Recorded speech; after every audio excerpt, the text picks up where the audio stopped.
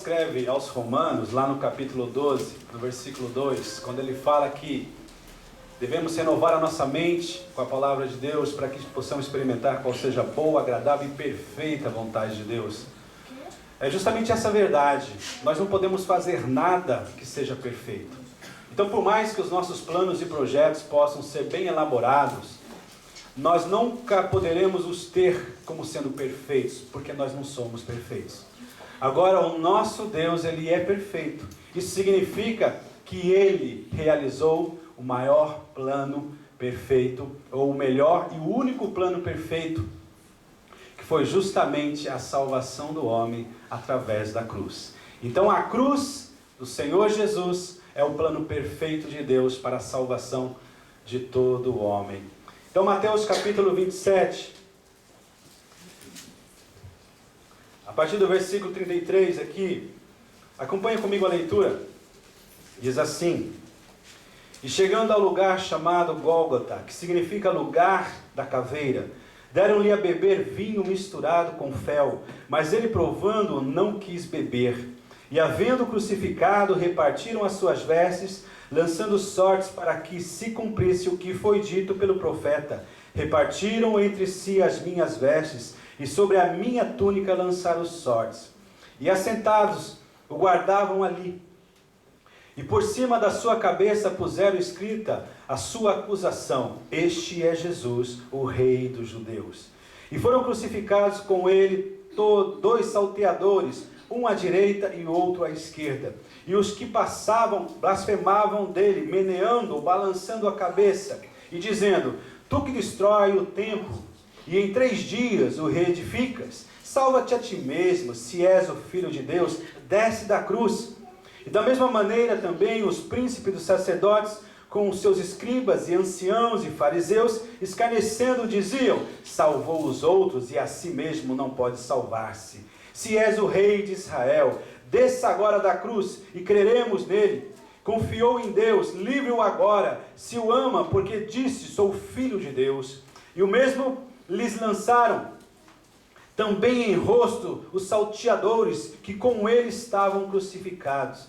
E desde a hora 6ª houve trevas sobre toda a terra, até a hora 9ª. E perto da hora 9ª exclamou Jesus em alta voz, dizendo: Eli, Eli, lema sabachthani. Isto é: Deus meu, por que me desamparaste? E alguns dos que ali estavam,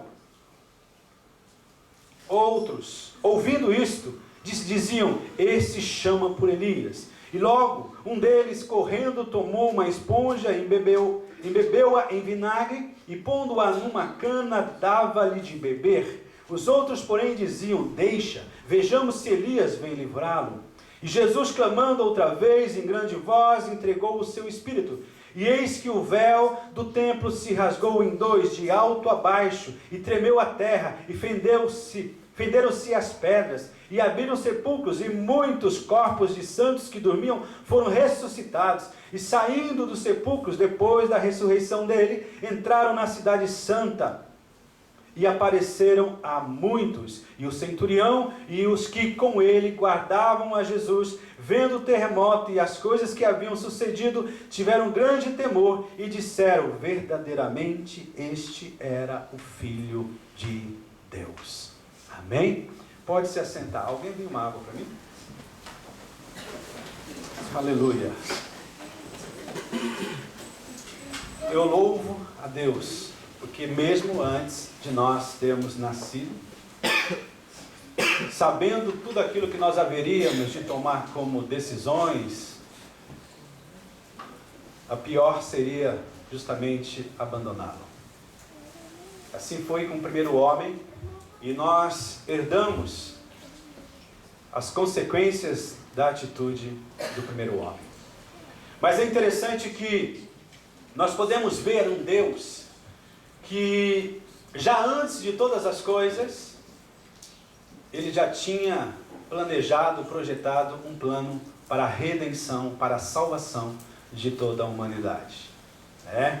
A cruz, ela é algo muito importante, porque ela mostra justamente o coração de Deus já mostrando o seu amor para com o homem. A cruz, ela já é, como podemos dizer, pré-histórica, né? Porque ela já foi projetada antes da história vir a ser conhecida. E nós podemos provar isso. Em 1 Pedro,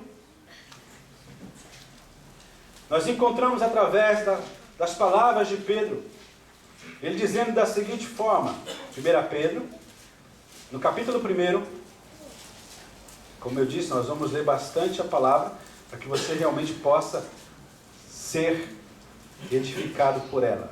1 Pedro, capítulo 1, o versículo 18 ao 20, diz assim: sabendo que não foi com coisas corruptíveis, como prata ou ouro, que fostes resgatados da vossa vã maneira de viver, que por tradição recebeste de vossos pais, mas com o precioso sangue de Cristo, como de um cordeiro imaculado e incontaminado, agora, o qual, na verdade, em outro tempo, foi conhecido, ainda antes da fundação do mundo, mas manifestado nesses últimos dias, por amor de vós.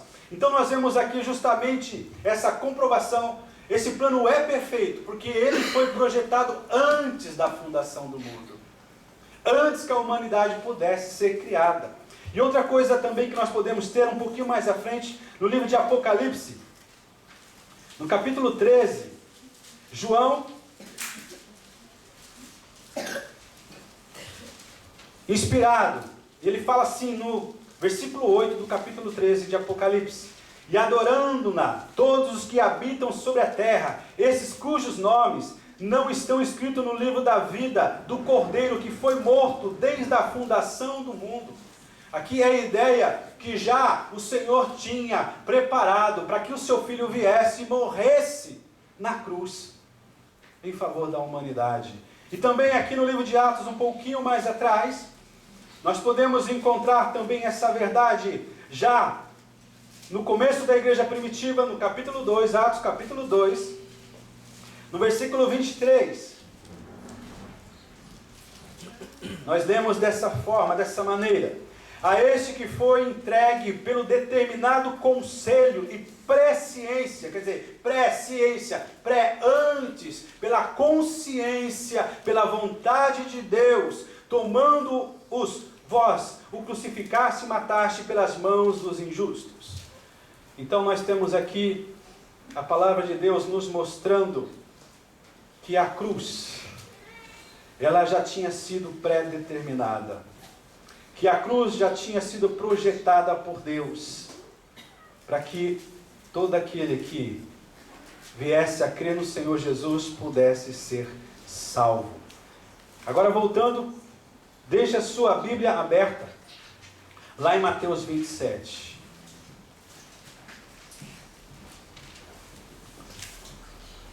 O que significa tudo isso? Significa que a cruz não foi um acidente de percurso. Significa que a cruz não foi um acidente na história. Não foi algo inesperado. Não foi algo que não houvesse um propósito. Não aconteceu de repente. Não foi.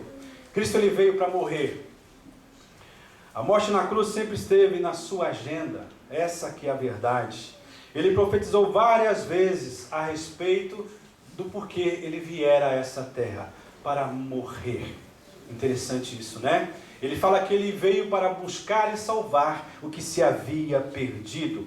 Ele não veio para morrer como sendo mais um mártir, simplesmente uma pessoa que entra na história e é comemorado num dia específico, mas depois ele é esquecido.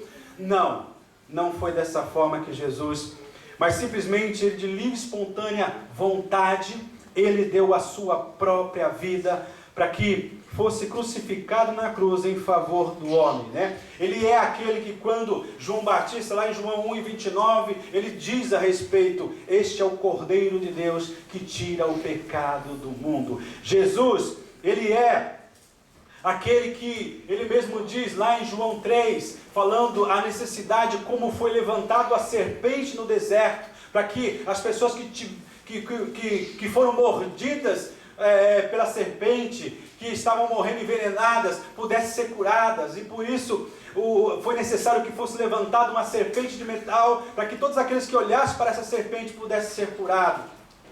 Jesus, ele veio também para ser levantado na cruz.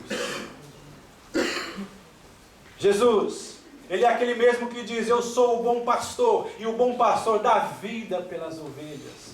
Jesus é aquele que ele mesmo diz: é necessário que o grão de trigo caia na terra e morra, para que haja um ressurgimento, para que haja vida, para que haja algo que esteja crescendo. Então nós observando todas essas verdades, que Jesus, ele não veio por acaso, que a sua morte não foi um acidente, que a cruz não veio simplesmente sem um propósito, mas tudo nos é ensinado que já de antemão, essa cruz já havia sido preparada para que Jesus, o Filho de Deus, pudesse morrer no seu lugar. Algumas pessoas puderam e podem usar esse argumento, dizendo: não, foram os judeus que crucificaram Jesus, porque eles tinham inveja de Jesus. Judas e traiu Jesus por causa do dinheiro.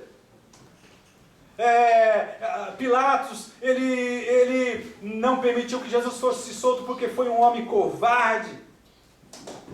E outras coisas que nós ouvimos por aí para justificar o porquê que Jesus foi crucificado, aonde sempre o propósito é isentar a sua culpa. Mas a verdade é que nenhuma dessas coisas nós podemos dizer que foram o porquê Jesus foi crucificado.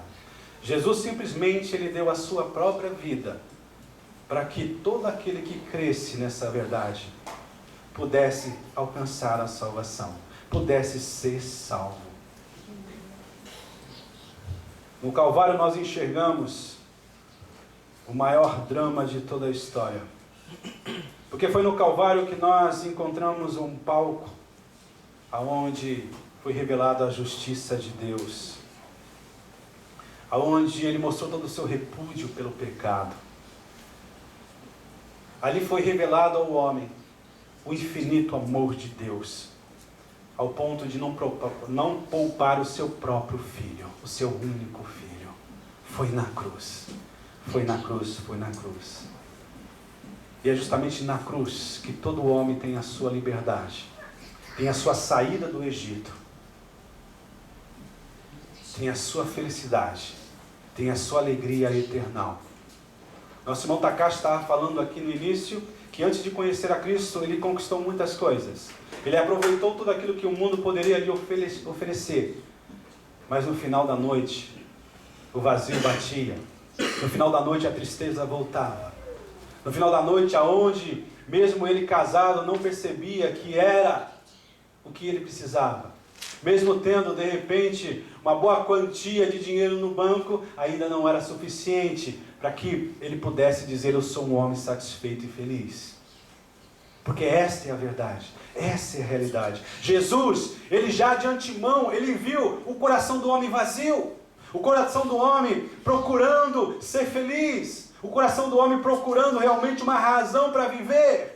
E justamente, já conhecendo de antemão o coração de todo homem, ele simplesmente se propôs a morrer na cruz do Calvário. Louvado seja o nome do Senhor Jesus. Foi nessa cruz que as acusações começaram a ser levantadas contra Jesus. Ele foi acusado pelo próprio Estado, pela religião. Ele foi insultado por um povo que a princípio o conclamava. Lembramos que quando ele entrou em Jerusalém, qual foi a saudação que fizeram para com Jesus? Hosana, Hosana nas alturas, bendito é aquele que vem no nome do Senhor.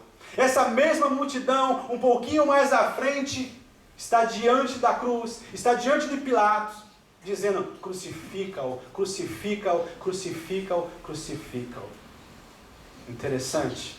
Um povo que a princípio mostrou-se reconhecedor de quem era Jesus. Logo em seguida começou a pedir pela sua morte. Ele foi acusado por falsas testemunhas, ele foi julgado, sentenciado, ele foi condenado à morte. Mas tudo aquilo que levantaram contra ele foram acusações falsas, falsas testemunhas. subornaram essas testemunhas para que pudesse fazer essas acusações contra ele. Foi o mais perverso erro judicial que nós conhecemos na história da humanidade, porque esta é a verdade. E outra coisa interessante também no versículo 37 aqui, de Mateus 27, quando foi colocado um título, uma plaquinha em cima dizendo: esse é Jesus, o Rei dos Judeus. Ali existe uma mensagem subliminar, ali existe uma mensagem aonde mostra que eles estavam acusando a Jesus de sedição política, porque eles diziam que Jesus se fazia rei. Interessante, sempre desafiando, levando os políticos da época a se sentirem que Jesus se colocava acima deles. Os judeus os acusaram. Colocaram ele contra o Estado, contra Roma, contra César. Questionaram as suas motivações, a sua missão. Acusaram de ele querer um trono, ao invés de reconhecer a verdade, que ele estava disposto a abraçar a cruz. É uma verdade. A acusação contra Cristo era justamente esta, aonde eles diziam: ele se faz rei dos judeus. Eu estava lendo, eu estava procurando saber o porquê que assim se fez. Essa acusação ela foi escrita em 3 idiomas: no hebraico, no grego e no latim.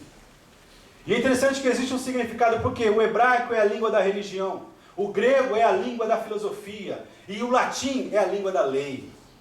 Se nós analisarmos, de uma forma bem clara, nós vamos ver que a própria religião condenou a Jesus, a filosofia também condenou a Jesus, também como a lei que representava todo o poderio romano. Tudo isso juntas vieram a condenar a Jesus. Jesus, ele levou sobre ele todas essas acusações. Interessante isso. Eles se uniram, a religião, a lei, a filosofia e a lei, para condenar a Jesus. Mas ele fez da sua cruz um instrumento para que o homem pudesse ser salvo. Jesus também foi acusado por blasfêmia. No versículo 40, na parte B, quando fala: se és o Filho de Deus, desce da cruz. Os judeus ficaram chocados, escandalizados, porque esta é a verdade. Ficaram perplexos, porque Jesus se apresentou como sendo o Filho de Deus. Nos diz o texto, em outros evangelhos, que eles rasgaram as suas vestes, dizendo: ele blasfema. E agora estava escarnecendo quando ele estava pregado na cruz. Jesus, ele foi acusado de ser um impostor, ainda no versículo 40. Quando ele falou lá em João, dizendo em relação ao templo, mas ele estava dizendo em relação do seu corpo, quando ele falou assim: olha, destruirei, ou destruirás esse templo, esse lugar, em 3 dias eu retificarei. Eles usaram, quando Jesus falou dessa forma, para dizer que ele era um impostor. Eles não entenderam. Eles não tinham olhos para ver, nem ouvidos para ouvir, nem um coração para entender o que Jesus estava falando naquele momento. Eles pensavam que Jesus estava se referindo simplesmente ao templo, mas Jesus estava falando justamente sobre o seu corpo. Porque assim se fez. Ele foi morto, mas ao 3º dia ele ressuscitou. Irmãos, eu estou mostrando isso para vocês, de repente algo que você conhece, mas para você reconhecer e ver que a cruz é o plano perfeito de Deus. Louvado seja o nome do Senhor Jesus. Ele foi acusado também como sendo o Salvador, quando, de uma forma irônica, disseram para ele: salvou os outros e a si mesmo não pode salvar-se. Mas entendamos uma coisa: se Jesus salvasse a si mesmo, não haveria salvação para toda a humanidade. Porque não era Jesus que precisava de salvação, éramos nós. Jesus, ele foi acusado de usar indevidamente o nome de Deus, quando ele disse assim: eu sou filho de Deus. Eles pensavam que Jesus era um impostor, um mentiroso, um lunático que estava enganando as pessoas. Engraçado que eles disseram que a mensagem de Jesus era para enganar aqueles que eram fracos. Isso não é uma verdade. Jesus, ele estava sendo acusado por tudo e por todos quando ele estava crucificado naquela cruz. E é interessante que também naquela cruz nós vemos o desamparo de Jesus. E é interessante, Jesus ele foi desamparado pelo próprio povo. No versículo 39, fala que este povo, eles passavam e blasfemavam, e mexiam suas cabeças em sinal de reprovação. O mesmo povo, isso é o que me impressiona, o mesmo povo que viu os seus milagres, o mesmo povo que viu quando Jesus curou os paralíticos, quando ele purificou os leprosos, quando ele abriu os olhos dos cegos, e até mesmo quando ele ressuscitou mortos. Naquele momento, diante da cruz, onde Cristo estava crucificado, ele estava zombando e escarnecendo do Senhor Jesus. Jesus também foi desamparado pela própria liderança religiosa, sendo esta que deveria reconhecer realmente quem ele era. Aqueles que conheciam a palavra. Interessante que eles julgavam-se conhecedores da palavra, conhecedores daquilo que estava escrito na lei.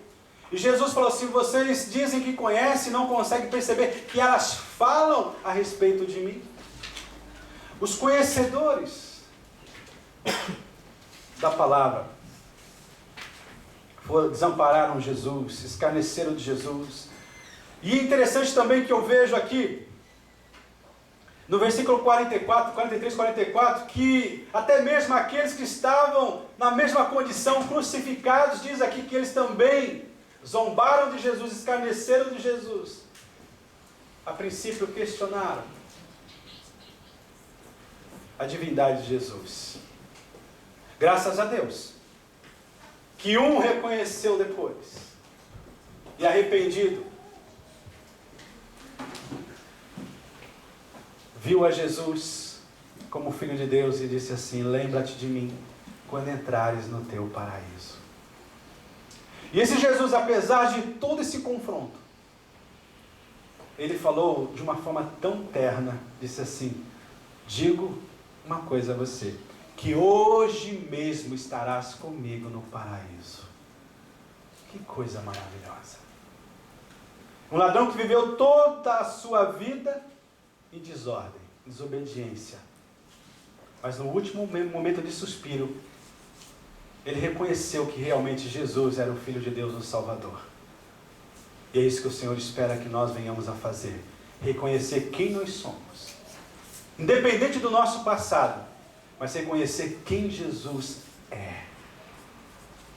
Louvado seja o nome do Senhor Jesus. Jesus também foi desamparado pelo próprio Pai, né? Porque aqui, no versículo 46, e perto da hora nona, exclamou Jesus em alta voz, dizendo: Eli, Eli, lama sabachthani. Isto é, Deus meu, por que me desamparaste? Jesus, que sempre mantiveram uma comunhão com o Pai, desde a eternidade.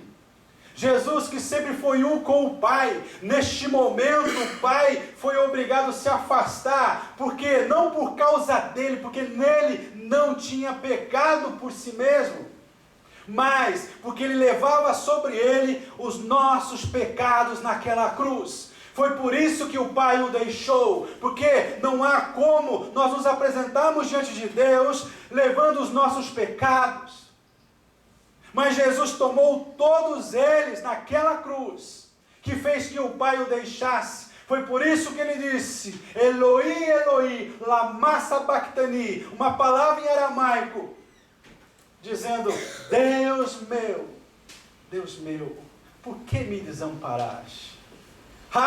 Isso ele já tinha visto na eternidade passada.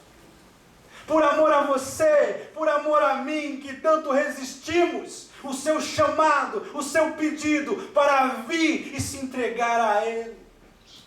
Para entregarmos o nosso coração por completo e sem reserva. Para o fazermos sendo a nossa prioridade, a nossa razão de ser, de existir, de viver, de termos uma esperança. Jesus, a esperança da glória. Jesus em nós, a esperança da glória eterna. Louvado seja o nome do Senhor Jesus. Tudo isso aleluia, foi feito por Jesus Cristo.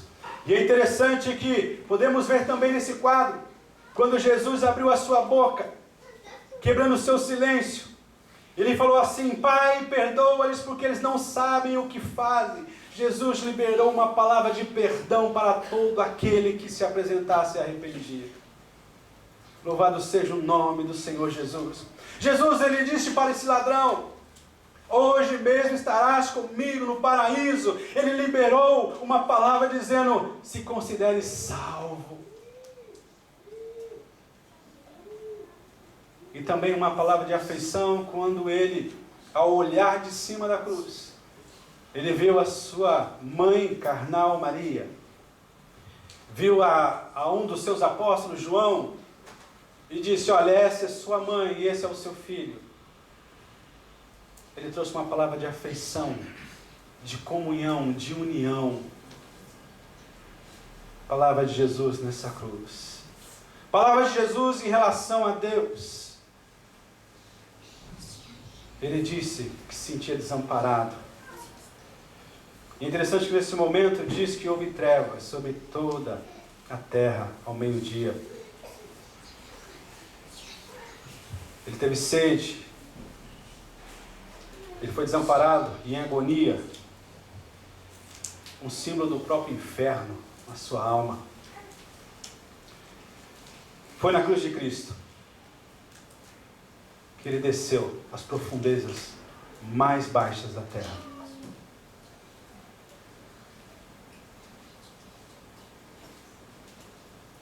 Para que ele pudesse não tomar a chave da mão do diabo, porque nunca esteve na mão do diabo, mas para mostrar que ele era o vencedor. Foi ali na cruz que ele bebeu o cálice da ira de Deus por nós. Foi ali que ele suportou o justo castigo que estava reservado para todos nós, porque nós merecíamos realmente. Se de repente você tem pensado que as suas virtudes, que os seus valores te levam a ser colocado diante de Deus como um merecedor, desfaça essa ideia.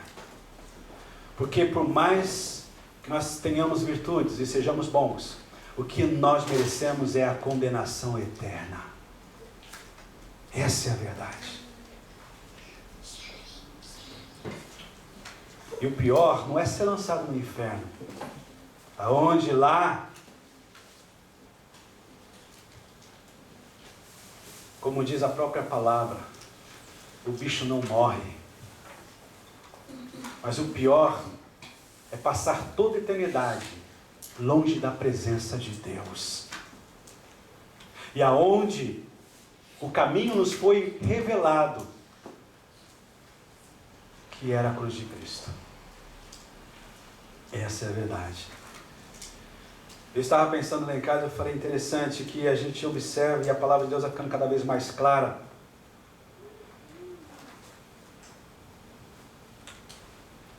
A Bíblia nos fala que a nona praga que aconteceu lá no Egito foi justamente aqueles 3 dias que ficaram escuros, em trevas intensas.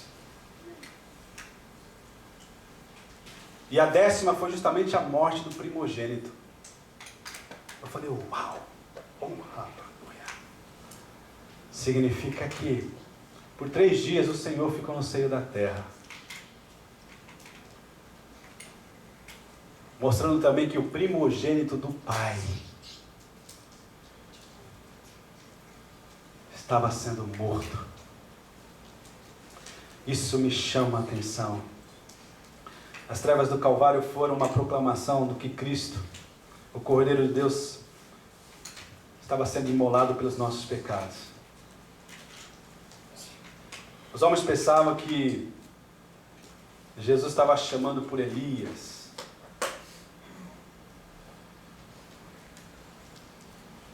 Porque eu pude aprender uma coisa, não havia só trevas exteriores, mas havia também trevas no coração de todo o povo. Jesus falando em relação a si mesmo, uma palavra de agonia quando ele disse eu tenho sede, uma palavra de vitória quando ele disse está consumado.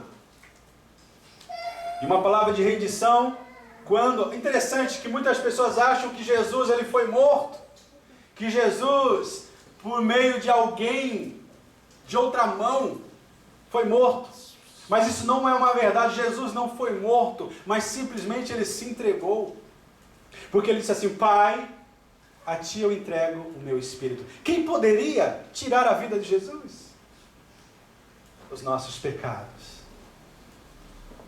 Pelos nossos pecados ele se entregou. Quando ele disse assim: Pai, nas tuas mãos entrego o meu espírito. Eu me rendo. Aleluia! E é interessante que nós podemos ver que esta verdade é absoluta, porque isso mexeu com toda a natureza. Fala que o sol se escondeu, as trevas encheram a terra.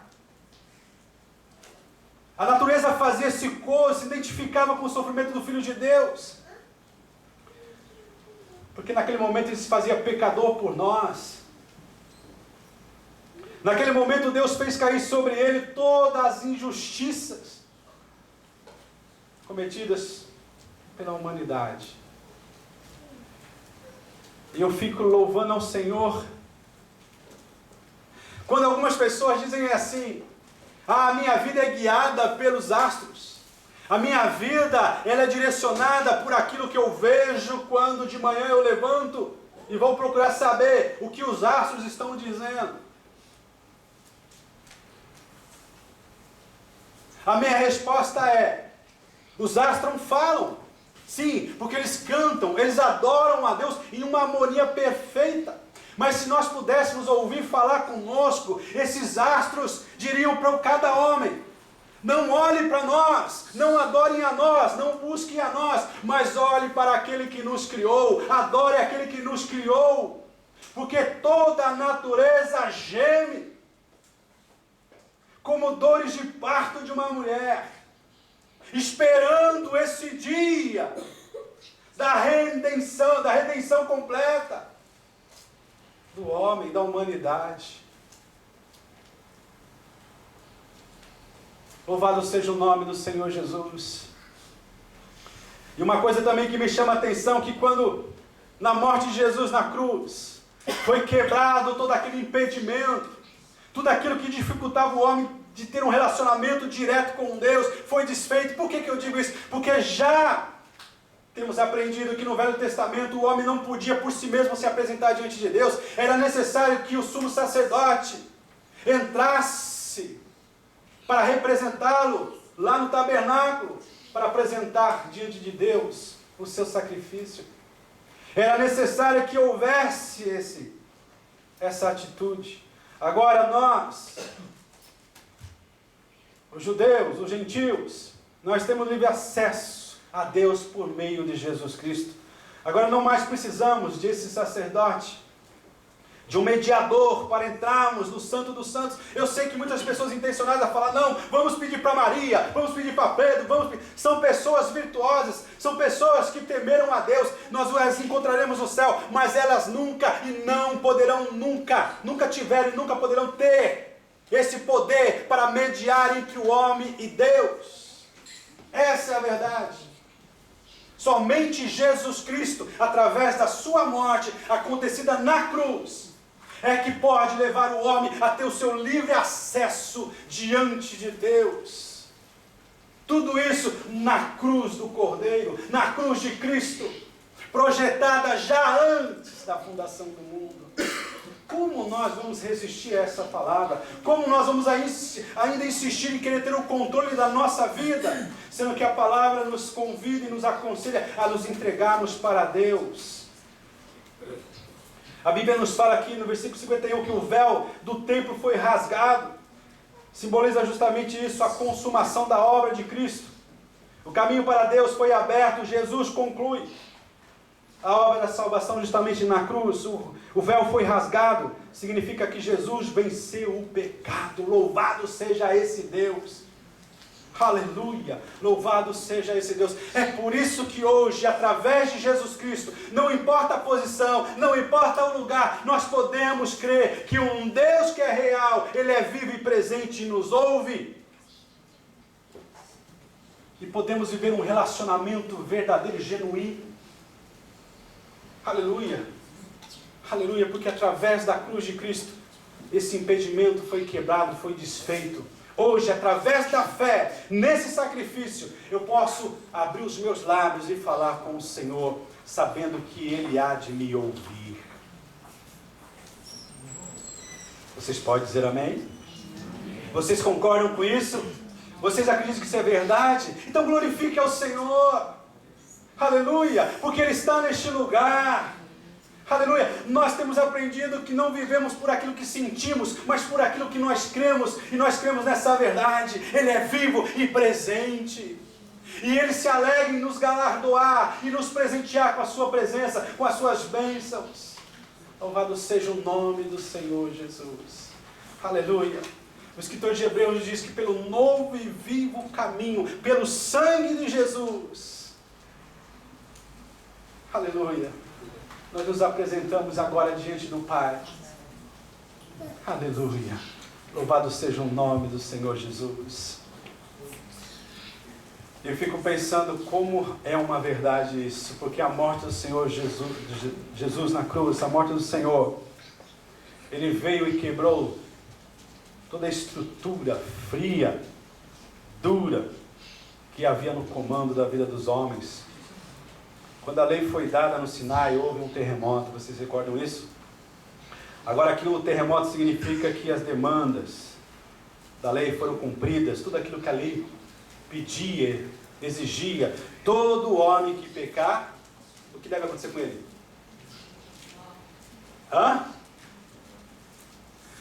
Complete. Todo homem que pecar deve morrer. E quem não cometeu pecado e não comete pecado? Tudo aquilo que a lei exigia, que o homem não podia pagar, Jesus na sua morte na cruz, Ele apagou. Louvado seja o nome do Senhor Jesus. O terremoto aqui significa que a maldição da lei foi abolida, porque a lei dizia: todo aquele que for pendurado no madeiro será maldito. E Jesus foi pendurado, se fez maldito por nós. Aleluia. E a lei, toda a maldição da lei foi abolida para sempre por causa da morte de Jesus. A morte de Cristo não apenas provocou um terremoto físico, não apenas um abalo sísmico, como nós sabemos aqui nessa nação, mas também a morte de Cristo abalou, mudou toda a estrutura da sociedade. Que por mais que o homem não reconheça o senhorio do Senhor, Ele mudou a história. Antes de Cristo e depois de Cristo. Não tem como negar. Interessante que a própria estrutura política, a econômica, a social, a moral e a espiritual também foram mudadas pelo impacto da cruz, pela morte do Senhor Jesus. Jesus, Ele destruiu toda a dureza que havia no coração daqueles que foram tocados. Não apenas pedras se fenderam, mas os homens, pedras. Os seus corações também foram quebrantados. E é interessante que a gente vê na história, trazendo de uma forma muito atual, conforme a história nos apresenta, temos Saulo, que significa, que vem de Saul, o grande, mas que ao encontrar-se com Jesus, foi transformado, foi mudado, passou a ser chamado Paulo o Pequeno. Também temos na história Agostinho, um homem que, se você se aprofundar, você vai ver um homem cheio do Espírito Santo, um homem mudado e transformado. E Martinho Lutero, um homem religioso, mas um homem temente, aonde ao encontrar-se com Jesus na sua palavra, especialmente no livro de Romanos, ele foi achado e se achou, e se tornou esse grande homem que nós conhecemos, Martinho Lutero. Que coisa maravilhosa, tudo isso consequência. E o mais importante, eu citei esses homens, essas pessoas, mas o Senhor quer colocar o teu nome na história, como sendo aquele que anda cheio do Espírito e em santidade ao Senhor. Louvado seja o nome do Senhor Jesus. Tudo isso nós encontramos na cruz. Nós temos aprendido nas aulas de tarde que também a morte foi aniquilada. Sabemos que ela é o último inimigo a ser vencida, porque quem aqui pode dizer que fisicamente vai viver para sempre? Só se for arrebatado. É possível, mas não é algo comum nos dias de hoje. Mas todos nós temos a certeza que um dia nós morreremos. Mas não significa que ela seja vitoriosa. Cristo, ele matou a morte com a sua morte. É a morte da morte de Cristo.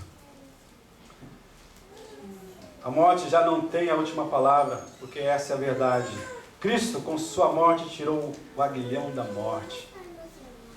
Agora a palavra final não é da sepultura, porque, como diz, que Cristo entrou nas entranhas da morte e venceu a morte. Todo aquele que nele crê não morrerá eternamente. Quando foram e encontraram, e até hoje o túmulo vazio, significa justamente essa verdade. Jesus venceu a morte. Jesus venceu a morte. E para concluirmos aqui, no versículo 54, palavras do centurião: e os que com ele guardavam a Jesus, vendo o terremoto e as coisas que haviam sucedido, tiveram grande temor e disseram: verdadeiramente este era o Filho de Deus. O centurião estava reconhecendo que Cristo realmente, de fato, era o Filho de Deus.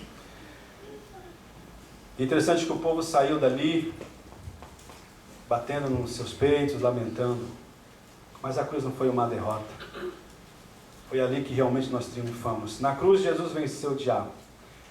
Como diz Paulo lá no livro de Colossenses, no capítulo 2 e 14, foi ali que ele triunfou sobre tudo.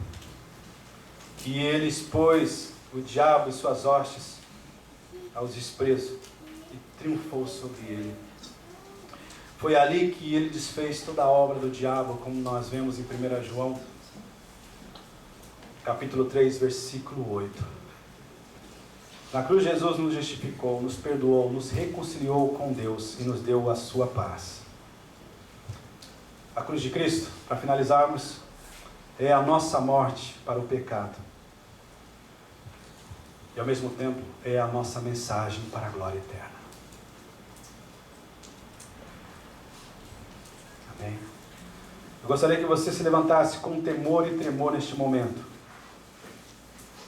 E com gratidão, você pudesse agradecer a Jesus por Ele ter morrido a sua morte, a nossa morte, para que pudéssemos viver a sua vida. Se coloque de pé agora. Eu gostaria que você tivesse um momento de contrição neste momento, onde nós estaremos celebrando a ceia do Senhor. Apesar de fazermos em memória, apesar de fazermos trazendo na nossa lembrança, mas é uma verdade que é exercitada pela fé. Eu gostaria que você, neste momento, com seus olhos fechados, você ficasse atento. Eu gostaria que o Senhor colocasse no teu coração agora esse sentimento de gratidão. Jesus te amou antes da fundação do mundo.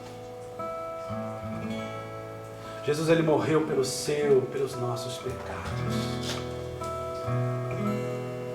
Ele nos amou primeiro.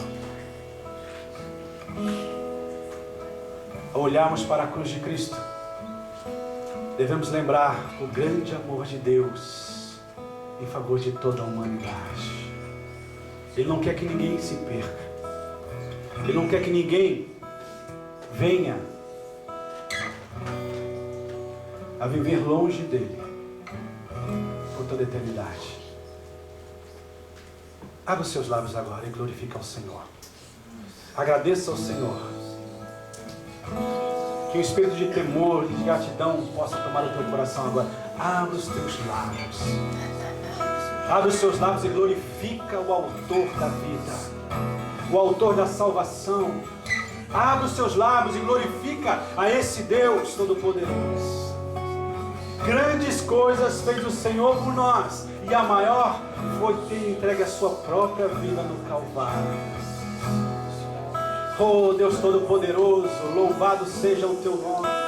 Tu és digno, Senhor, de receber o nosso louvor, a nossa gratidão. Oh Pai Celestial, no nome de Jesus, somos gratos pela cruz. Obrigado, Senhor, aleluia, aleluia, por aquilo que Tu fizeste na cruz em nosso favor. Oh Deus maravilhoso, obrigado. Levante a sua voz. Aleluia, hoje é dia de restauração, hoje é dia de perdão, hoje é dia de transformação, hoje é dia de conserto, hoje é dia de quebrantamento. Aleluia, abre os seus lábios.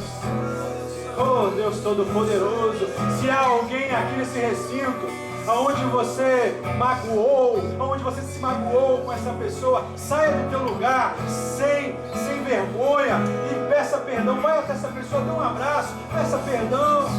Hoje é dia de restauração. O sangue de Jesus vertido na cruz, o sangue de Jesus derramado em nosso favor, nos coloca, aleluia, essa oportunidade de nos consertarmos, de sermos quebrantados. Oh, louvado seja o teu nome, Senhor. Bendito Deus. Aleluia, nós te louvamos, nós te agradecemos. Obrigado, Jesus. Obrigado, Jesus. Abra sua boca. Aleluia, abra sua boca e diga obrigado, Jesus. Obrigado, Jesus. Feche os seus olhos. Feche os seus olhos, por favor, para você não ficar disperso. Aleluia, mas na hora que contemple o rosto do Senhor Jesus pela fé. Aleluia, contemple a cruz neste momento. Aleluia, aleluia, aleluia. Obrigado, Jesus. Obrigado, Jesus, pelo teu perdão. Obrigado pela tua morte. Obrigado, Senhor Jesus. A tua morte nos trouxe vida. Santo, santo, santo, santo, santo. Simplesmente tu és santo. Digno, digno, digno és de receber o nosso louvor, a nossa gratidão.